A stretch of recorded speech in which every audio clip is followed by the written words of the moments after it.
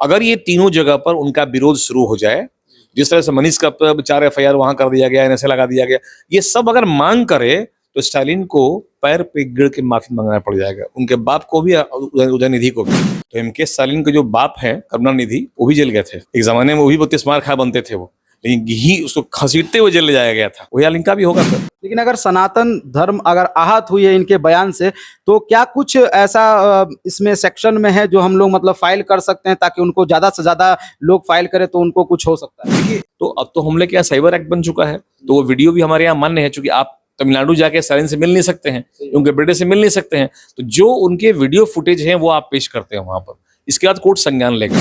अच्छा सर, ये सनातन धर्म पे टिप्पणी कैसे बंद हो सकता है? क्या कुछ किया जाए सनातनियों को, क्या हम लोग करें जो मतलब इस तरह का जो बयान देते हैं या ओछा बयान देते हैं, कीड़ा मकोड़ा बोलते हैं, उसको कैसे बंद करें? जिससे बिलोंग करते हैं उसको खत्म करके हमारे सनातनी में आ चुके ये उदयनिधि भगवान विष्णु कहा गया है, कृष्ण को कहा गया है, उनका अवतारों को कहा गया है, तो ये तो हमको आज ही फॉलो कर रहे हैं।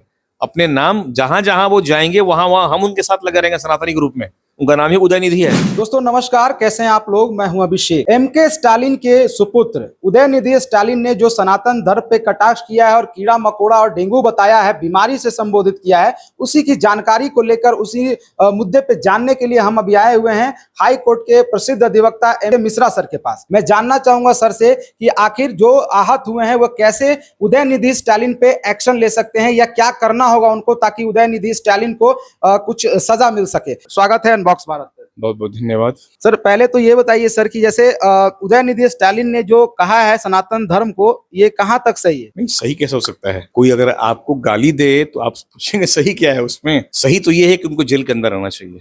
लेकिन वो अभी तक वो अपने बयान पे वो बोल रहे हैं कि मैं जो बोला हूँ उस पर टिका हुआ। देखिए, अपने घर में तो हर लोग शेर होते हैं, जब तक ये बगल का शेर आपके यहाँ नहीं पहुंच जाए।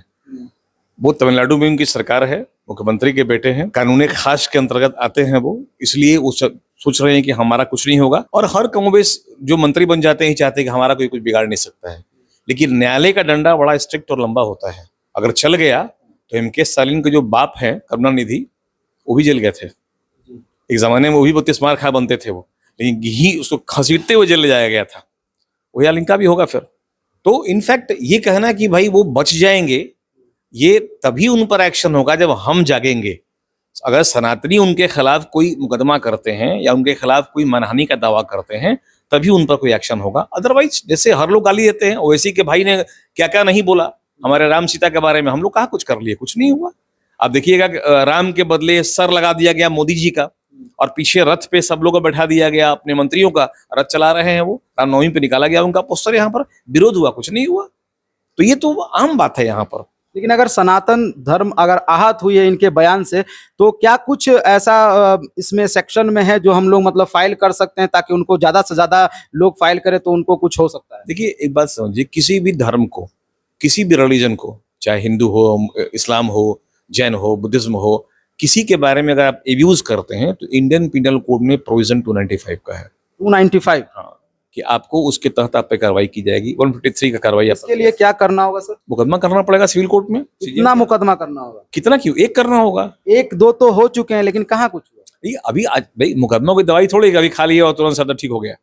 मुकदमा में जांच होती है, आपको अपना साक्ष्य लाना पड़ेगा, न्यायालय साक्ष्य पे चलती है, कहने पे नहीं कि आप जाके सीजीएम का डाल दिए पिटीशन, हमारी हत्या होने का डर है, हमको फांसी दे दीजिए, फांसी दे सीजीएम, उसको उसकी जांच की जाएगी पहले।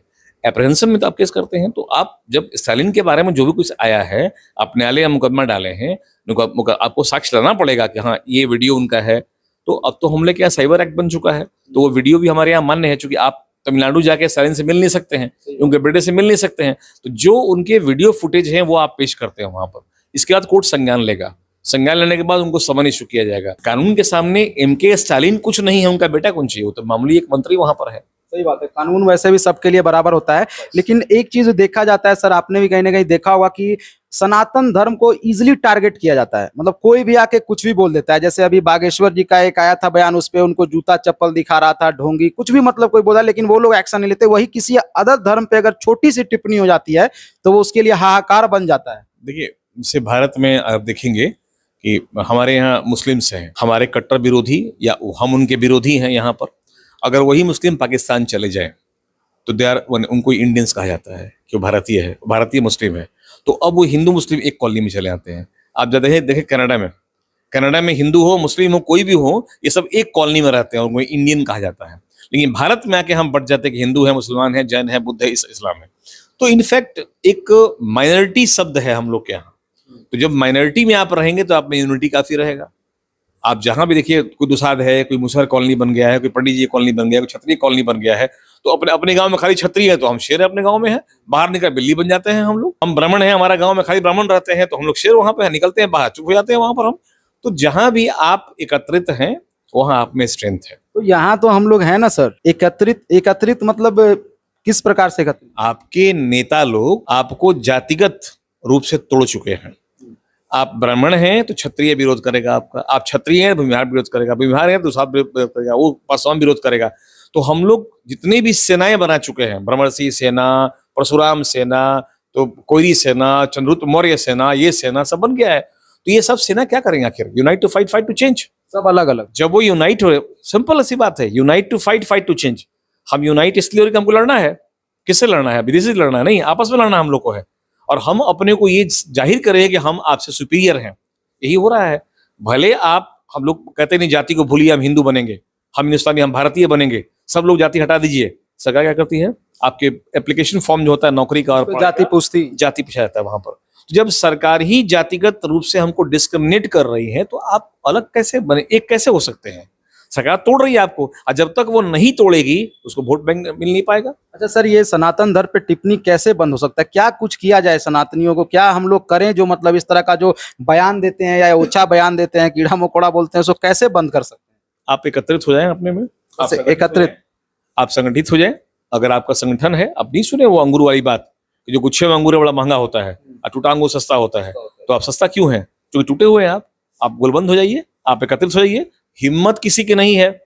अगर सारे सनातनी भारत में एकत्रित हो जाएं तो ये समझिए 20 देश की आबादी खाली भारत में रहती है। सनातनियों की औकात है किसी का? जहाँ के मुख्यमंत्री के बेटे बोले हैं वहां से ज्यादा तो मुझे लगता है बिहार में। लेकिन सवाल ये उठता है कि हम तो, हमारे लिए वोट बैंक है वो। जिस सभा में सैलन के बेटे ने ये कहा, वो सभा क्या था? सनातनी उन्मूलन की सभा बुलाई गई थी। तो सनातनी उन्मूलन सभा में क्या सनातनियों का समर्थन करेंगे वो लोग? इनका विरोध करना शुरू कर देगा। तो इनको तो विरोध करना ही था वहां पर। इसलिए उनकी गुलाम मानसिकता के हम पक्षधर हैं कि वो गुलामी में ऐसा बोल गए हैं। वो कोई सिंपैथी उनसे नहीं है, क्योंकि उनके बाप भी यही किए हैं। सबसे बड़ी बात है कि करुणानिधि द्रविड़ के थे, वो द्रविड़ थे। वो ये भारत पहले द्रविड़ का ही देश रहा करता था। अभी भी वहाँ डीएमके पार्टी है, उसके रिप्रेजेंटेटिव थे, वो मुख्यमंत्री थे उसके। इनके बाप क्रिश्चियन हो गए, स्टालिन क्रिश्चियन से अब ये पैदा हुए। इनको क्रिश्चियन होना चाहिए था। आप जैसे मान लीजिए पंडित जी हैं या राजपूत हैं, क्षत्रिय हैं, वैश्य हैं, तो आपका बेटा भी वही होगा।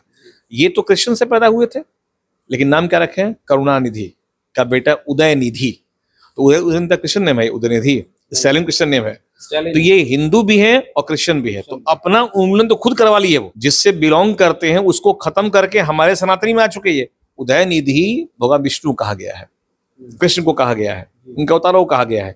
तो ये तो हमको आज ही फॉलो कर रहे हैं। अपने नाम जहां जहां वो जाएंगे वहां वहां हम उनके साथ लगे रहेंगे सनातनी के रूप में। उनका नाम ही उदयनिधि है।